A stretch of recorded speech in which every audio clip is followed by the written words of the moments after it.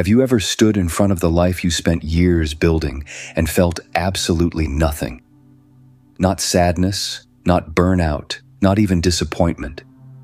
Just a strange, quiet emptiness where passion used to live. You're staring at the promotion letter, the acceptance email, the relationship milestone, the achievement you sacrificed for. And inside, nothing. A hollow recognition that this should matter, but doesn't. You watch yourself go through the motions, but you're observing from behind glass. This isn't one isolated experience. It's a pattern that appears across transformative thresholds. After the meditation retreat where something cracked open, you return home unable to care about your career. After the psychedelic journey that dissolved your boundaries, old relationships feel like badly rehearsed performances. After the therapy breakthrough that named your mother wound, the ambitions that once drove you feel alien, like they belong to someone else. Your friends notice. Are you okay? You've changed. They're concerned. You're observing, watching your old life continue while you float somewhere outside it, unable to reconnect to the want system that used to propel you forward. The common reading is catastrophic. Something's broken. You're regressing, depressed. You've lost yourself in the spiritual experience and need to come back to reality. Get your feet on the ground. Return to normal. But what if nothing's broken? What if the old engine was designed to stop, not malfunction, but complete its cycle and power down? What if this emptiness isn't absence, but the presence of something your previous motivation structure couldn't contain? Jung called this Enantiodromia, the transformation of a thing into its opposite, the psychological law that when any extreme, one-sided tendency dominates conscious life long enough, the unconscious builds an equally powerful counterposition. Eventually, it breaks through. The relentless achiever becomes unable to achieve. The driven striver finds striving impossible, not as breakdown, as transformation. This is the sacred void, the psyche's refusal to participate in a life it no longer resonates with. It looks like depression, but it differs fundamentally. You're not sad about life. You're finished with a particular version of it. What follows is an exploration of why spiritual awakening kills motivation, not as pathology requiring treatment, but as the necessary death that precedes psychological rebirth. We'll map the hidden architecture, what's actually dying, what's demanding to be born, and how to navigate the darkness without collapsing into despair. The emptiness you're experiencing isn't the end of meaning. It's the fertile void where deeper meaning gestates. To understand why your motivation died, you need to understand what the ego actually does. Not ego as arrogance or self-importance. Ego as the psychological structure that organizes consciousness itself. It's the center that choreographs your identity, orchestrates your desires, sequences your goals, manages your daily functioning. It maintains the illusion of a coherent I, navigating the world through selective attention, strategic repression, and constant meaning-making. Every morning when you wake up and know who you are, what you want, where you're going, that's ego doing its job.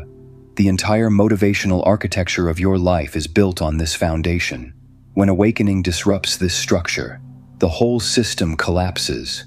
Marie-Louise von Franz, Jung's closest collaborator for 3 decades, observed that individuation, the process of becoming psychologically whole, generally begins with a wounding of the personality. A disruption severe enough to shatter the ego's foundational assumption that it is the master of the psyche. This isn't metaphorical death.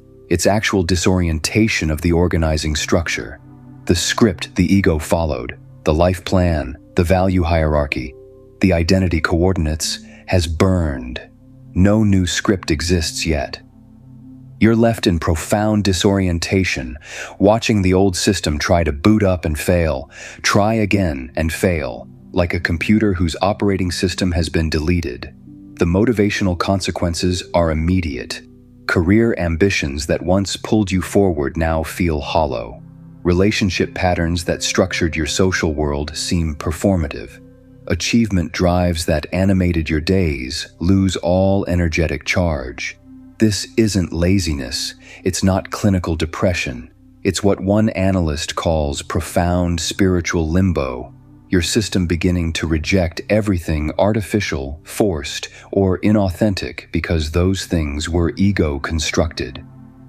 Psychiatrist David Rosen named this process egocide, the letting go of a hurt and hurting ego image, the sacrifice of the ego to the self, capital S, meaning the totality of the psyche, not just conscious awareness.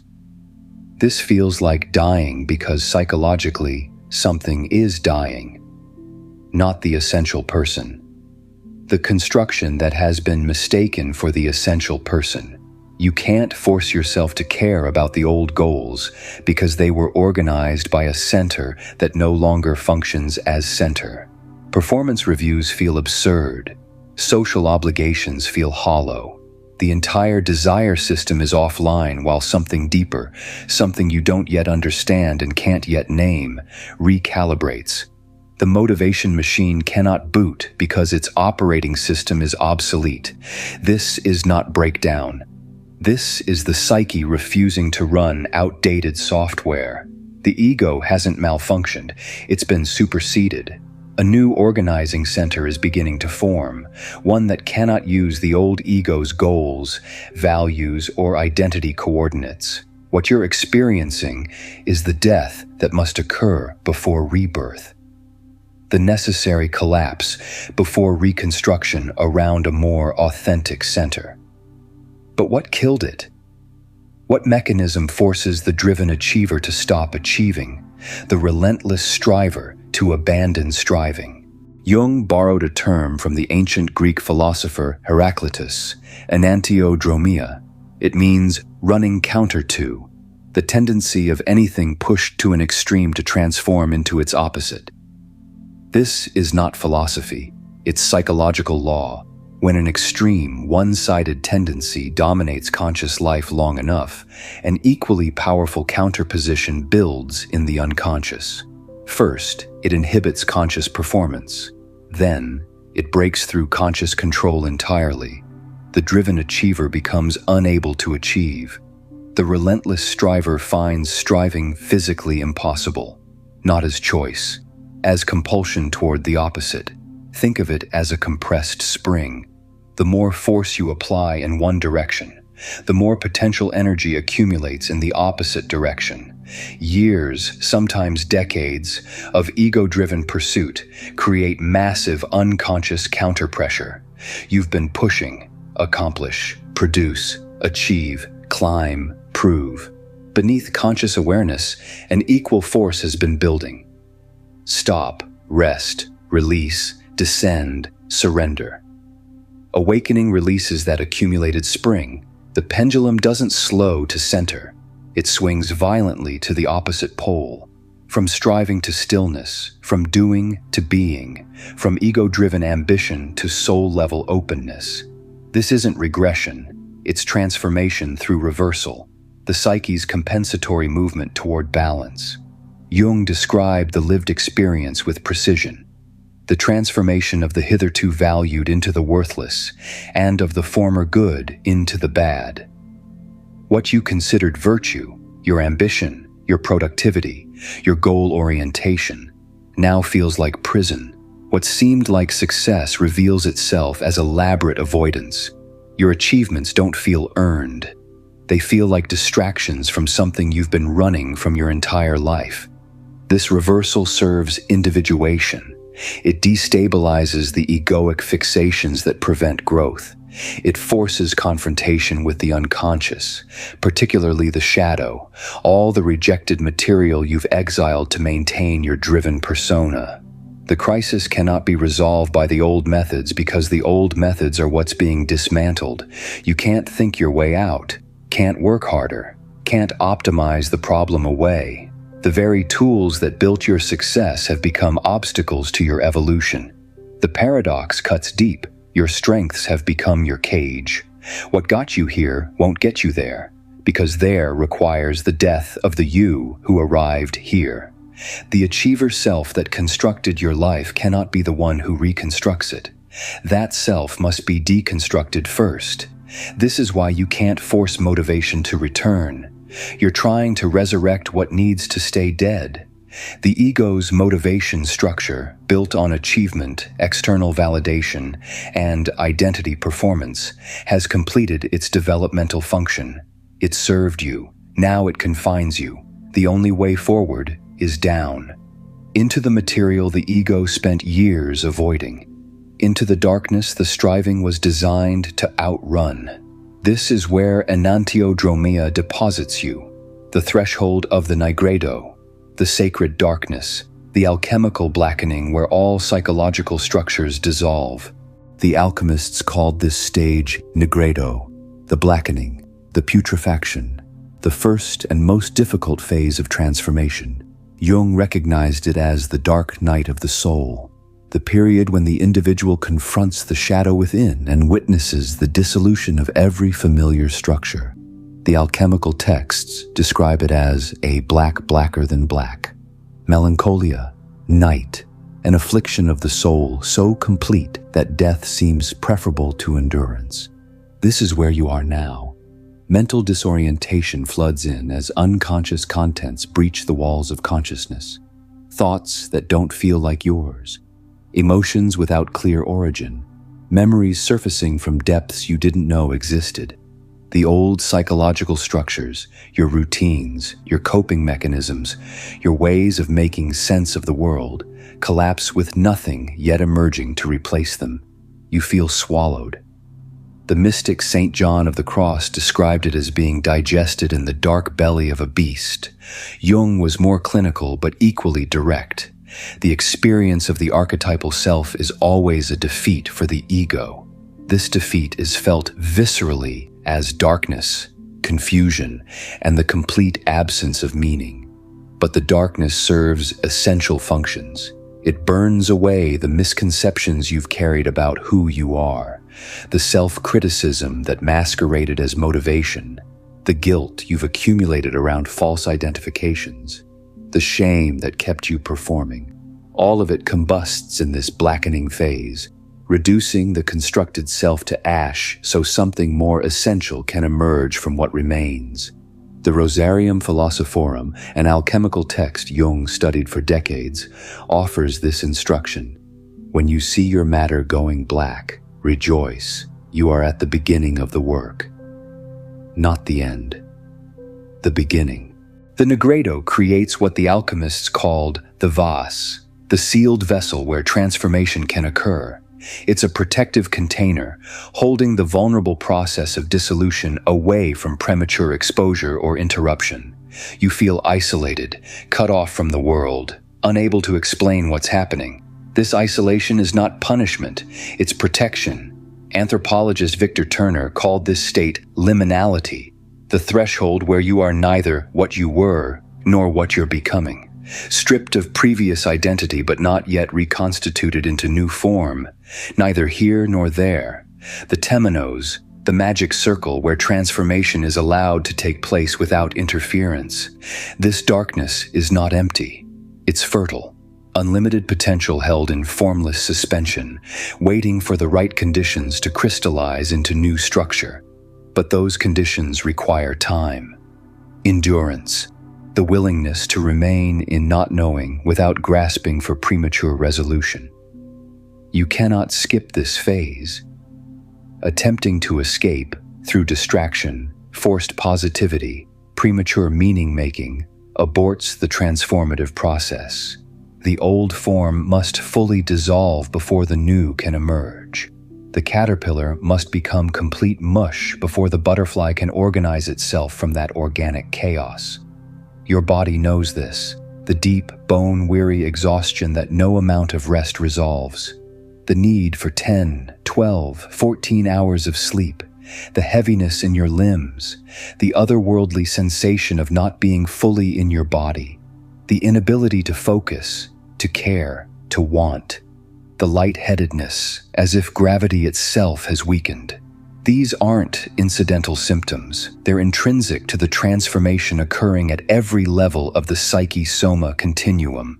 You're being roasted in what you are, cooked in your own juice, as one alchemical text puts it. But what specifically is dissolving in this darkness? What structures are being reduced to ash in the Nigredo's fire? One of the first structures to collapse in the Nigredo is what Jung called the persona, your social skin, the carefully constructed mask you wear to navigate the world. This isn't your authentic self. It's the accumulated roles and adaptations you've collected through socialization, the professional identity, the family role, the social personality. Jung warned that the danger occurs when people become identical with their personas, the professor with his textbook, the tenor with his voice. They develop a shallow, brittle, conformist personality that is all persona, with excessive concern for what others think and little concept of themselves as beings distinct from what society expects. Awakening exposes this mask as fundamentally false. The disparity between your inner sense of self and your acquired personality becomes so great that the suffering can no longer be suppressed. You continue operating out of old attitudes and strategies, but they no longer work. Worse, they exhaust you. This is identity fatigue, the bone-deep exhaustion of performing a role you no longer believe in. Every social obligation feels like acting badly in a play you never auditioned for. You're saying the right words, making the appropriate facial expressions, but you're watching yourself do it from somewhere distant and confused. The performance has become transparent to you, even while it remains convincing to others. Your friends and family notice something's changed, but they relate to the persona you, not the actual you stirring beneath it. They love someone who doesn't exist anymore, or perhaps never existed at all. The grief is strange and private, mourning a false self while simultaneously being expected to keep performing it. The motivation collapse makes perfect sense here. The persona was animated by shame, the fundamental motivator Jung identified for this structure. It hides the true self to prevent the unbearable feeling of exposure, of being seen as insufficient. Post-awakening, this shame engine releases. You can no longer fuel actions from should or must or what will they think. The system that powered the performance has been disconnected. Some attempt what Jung called regressive restoration of the persona, laboriously trying to patch up social reputation within a much more limited personality. Doing inferior work with the mentality of a scared child, trying to rebuild what's been exposed as construction. This leads to neurotic illness. The scaffolding won't hold. The mask, once seen through, cannot be worn unconsciously again. The only genuine path requires releasing identification with the constructed self entirely. But here's what terrifies. The persona was a shell, not the core. Beneath it lies something raw and undefended, more real but also more vulnerable. You cannot return to the mask once you've seen through it. You can only continue forward into what the mask was covering, the shadow material that's been exiled your entire life. Beneath the persona lies the shadow, everything you rejected, denied, or failed to develop to maintain your acceptable social self. Jungian analyst Robert Johnson observed something counterintuitive.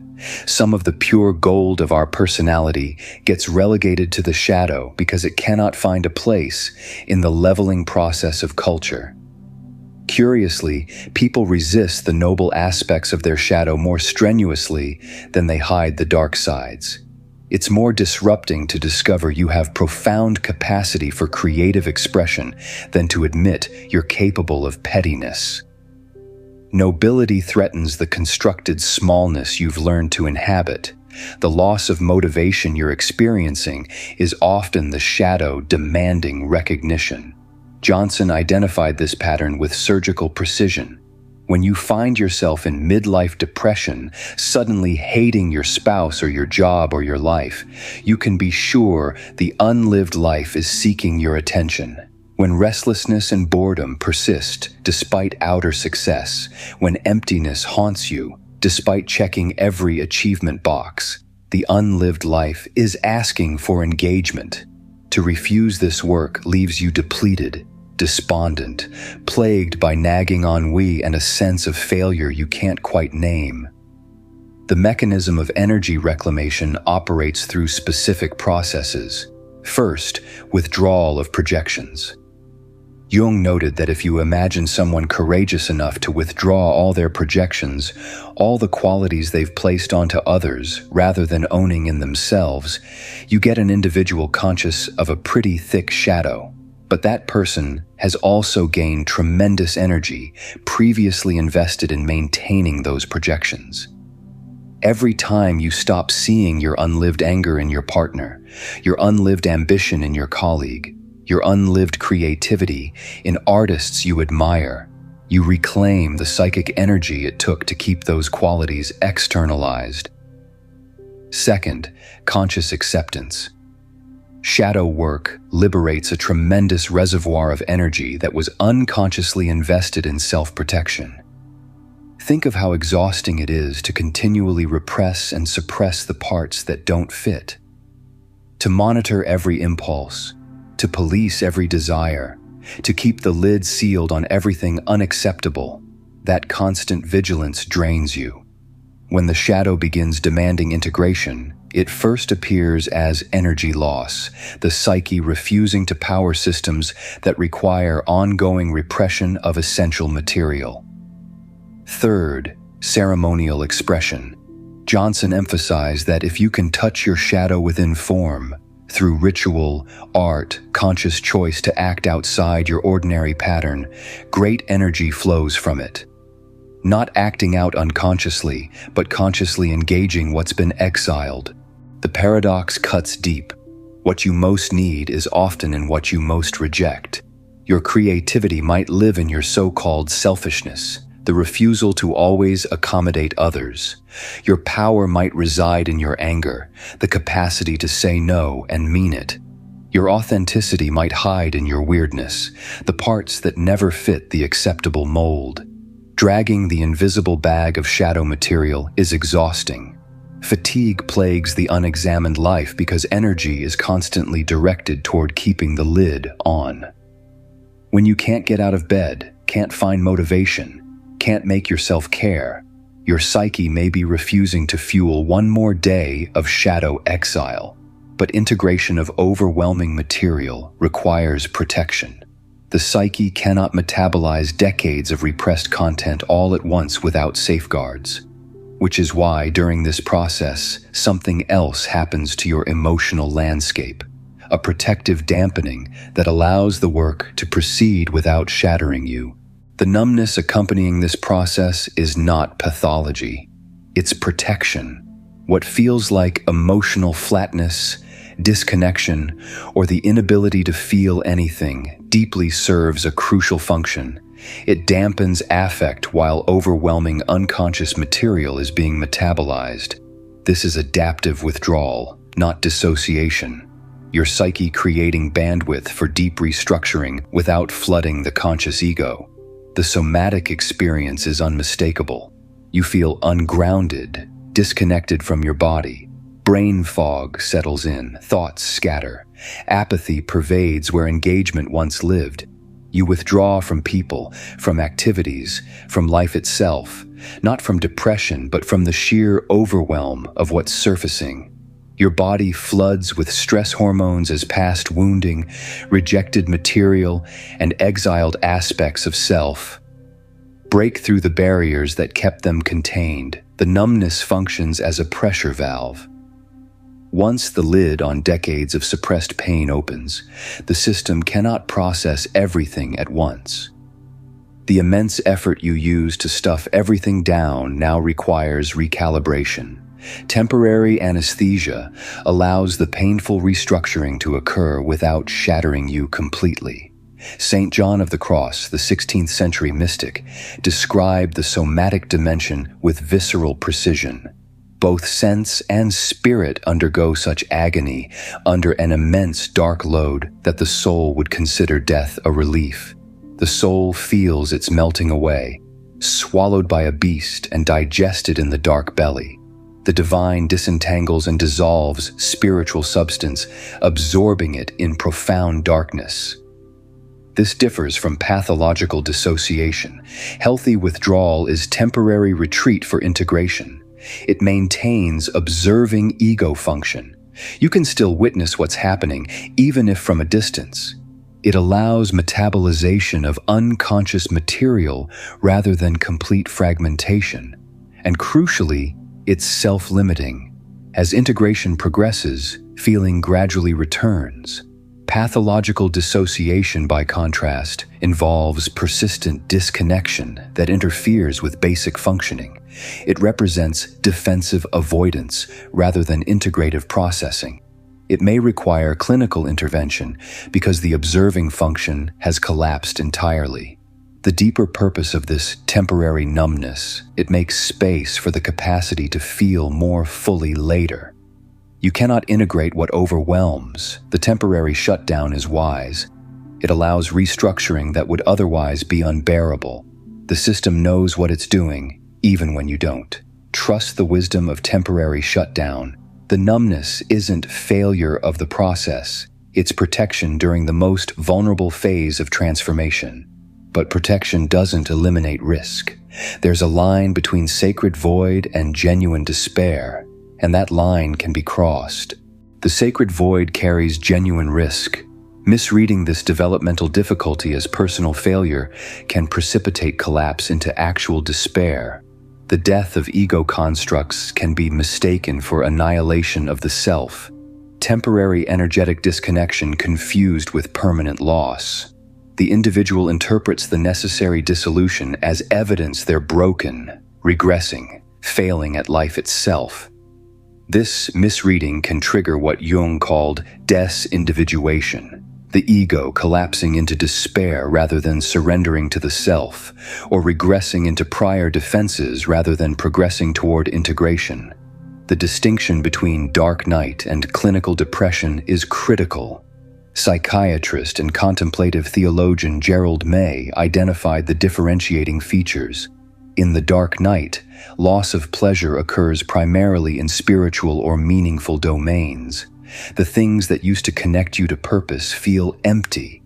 There's painful awareness of incompleteness in relation to something larger than yourself. Thoughts of death are present but not suicidal. Death alone will free me from the pain of what I now see in myself. Crucially, you stay intact, even though hurting. Purpose is sensed on some level, even if it cannot be articulated. Clinical depression operates differently. Pleasure loss spreads across all domains. Nothing brings satisfaction or joy. Sleep and eating disturbances become pronounced. Morbid guilt, self-loathing, and feelings of worthlessness dominate. Suicidal ideation carries intent, not just wishful thinking. The person doesn't stay intact. Basic functioning deteriorates. This distinction matters because standard psychiatric interventions may suppress transformative processes that require different support. Not all suffering is pathology. Some is initiation. Yet genuine risk exists. The line can be crossed. Warning signs requiring immediate intervention include experiencing symptoms with great fear and no context for what's happening, feeling completely out of control and victimized by the awakening process, desperately trying to restore previous ground rather than allowing the dissolution, and the nervous system entering prolonged fight or flight with no capacity to self-regulate. When you cannot maintain basic functioning, feeding yourself, showing up to essential commitments, maintaining minimal relationships, the process has moved beyond sacred void into territory requiring professional support. Researcher William Copeland discovered that most individuals reporting despair, defined by hopelessness, helplessness, feeling unloved, worthlessness, worry, self-pity, and loneliness, did not meet formal criteria for depressive disorder, yet had elevated risk of self-harm. This suggests a category of suffering distinct from clinical depression, but still requiring careful attention. the essential holding that protects the individuation trajectory, recognizing this as necessary psychic death, not personal failure. The archetypal context, death rebirth, the hero's descent, the Nigredo, provides a meaning container that prevents chronic nihilism. Community support from others who've navigated this terrain. Professional guidance from those who understand both spiritual emergence and psychological crisis. When the container holds, when the darkness is endured rather than escaped, something genuinely new can emerge. The transcendent function begins its work, bridging conscious and unconscious, generating symbols that point toward integration. A new organizing center begins to constellate. The self, not the ego, assumes command. When the darkness has done its work, when enough has dissolved, something genuinely new begins to emerge. Jung called this the transcendent function, the mechanism by which psychic change actually occurs. It arises from the union of conscious and unconscious contents, the dynamic tension between opposites generating a new uniting function. The symbol emerges where consciousness and unconscious meet, not compromise between the two but genuine transcendence, a third position that contains yet surpasses both poles. Dreams provide the raw material. Art, active imagination. The unconscious speaks in images, and if you attend to those images without forcing interpretation, a bridge slowly forms between the old ego mode and a new orientation guided by something larger. This is the shift from ego-centered to self-centered organization. The self, capital S, is Jung's term for the totality of the psyche with all its potential included. Not just consciousness, but the entire psychic system, including everything the ego exiled or never developed. The self represents the drive toward fulfillment and wholeness, the organizing principle of the entire personality. As the self constellates as the new center, libido, psychic energy, withdraws from ego projects to serve integration. This isn't loss, it's purposive redirection. Where there appeared to be lack of motivation, energy was backing up in order to stir unconscious contents into consciousness, compensating the one-sided attitudes that dominated before awakening. The motivation that emerges from this reorganization feels utterly different from what came before. The old system operated from scarcity, external validation, rigid planning. Actions flowed from should and must and what will they think. Win-lose dynamics, control orientation, the constant question, what can I get? What can I prove? Self-led motivation operates from abundance awareness, inherent worth, flexible responsiveness. Actions flow from what one analyst calls the inner yes, that unmistakable sensation when something aligns with your actual self rather than your constructed identity. Win-win creation. Co-creation with larger patterns. The question shifts. What wants to emerge through me? How does my action serve the larger whole? This isn't woo, it's phenomenological precision. The inner yes has a distinct somatic signature. Actions that previously required willpower now flow naturally. Choices that once demanded exhausting deliberation become immediate and obvious. Movement arises from resonance, not compulsion, from alignment, not obligation. The shift moves from performance to participation. You're no longer performing life, trying to control outcomes, forcing achievement. You're participating in life, responding to what presents itself, allowing contribution to emerge from presence rather than pressure. The Taoist concept of wu wei, effortless action, points to this state. Action that's increasingly natural, aligned, and effective because it arises from integration rather than ego striving. Not passive, not lazy, responsive without resistance. Desire itself reconfigures. Interest in acquisition, status, and competition substantially decreases. Desire for meaning, authenticity, and relational depth intensifies. You find yourself craving conversations that nourish the soul rather than networking events that build the resume. seeking genuine intimacy rather than impressive performance, wanting to contribute to something larger rather than dominate something smaller. This cannot be manufactured through intention. It emerges organically as integration progresses. The new motivation structure grows from integrated psychological structures, not from deciding to be different. Contact with what Rudolf Otto called the numbness, the mysterium tremendum, the awe-inspiring encounter with something infinitely larger than ego relativizes everything that came before.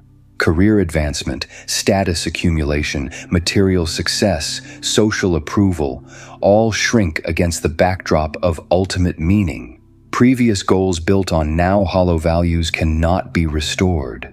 Motivation arises as self-expression, not ego defense, serving wholeness rather than protecting fragmented identity.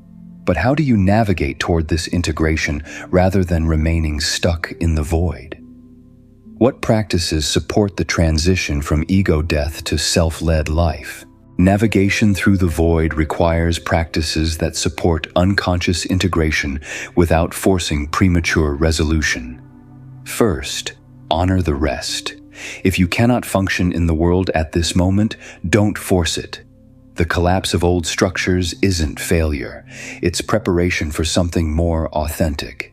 This requires what one analyst calls active patience, engaged waiting rather than either forcing activity or completely withdrawing.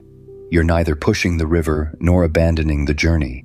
You're allowing the current to carry you while maintaining enough awareness to avoid the rocks. You cannot force reconstruction according to a timeline. The psyche has its own rhythm. Shadow work provides direct engagement with what's been rejected.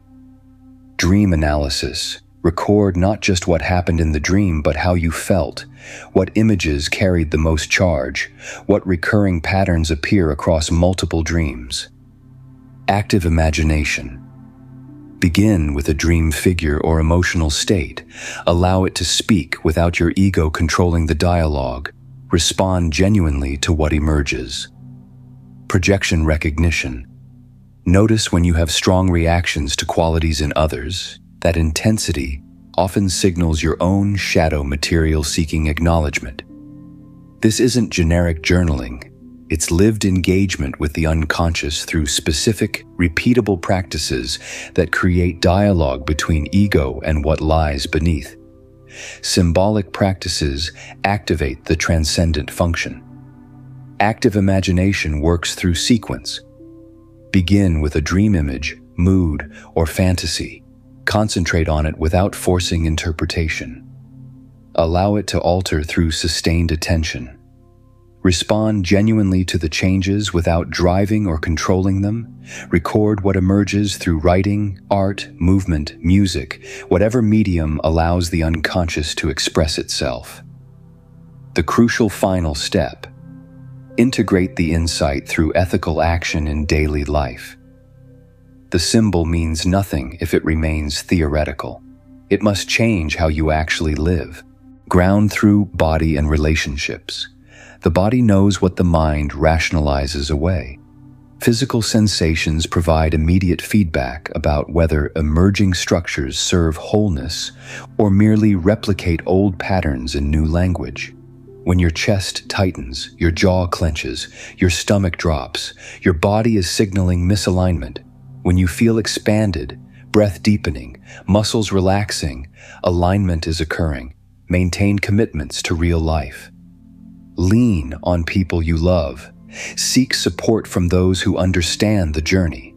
Not people who will rush to fix you, but those who can hold space for the dissolution without pathologizing it. Distinguish spiritual bypass from genuine dissent. Bypass uses spiritual ideas to sidestep unresolved wounds, forced optimism, not allowing negative emotions, checking out rather than checking in. Genuine dissent walks through the shadow, not around it. It translates insight into embodied behavior and boundaries. Neither meditation nor attempts to rise above solve shadow problems. Only walking through them does. The timing cannot be forced. The new motivation system based on self-alignment grows organically from integrated structures.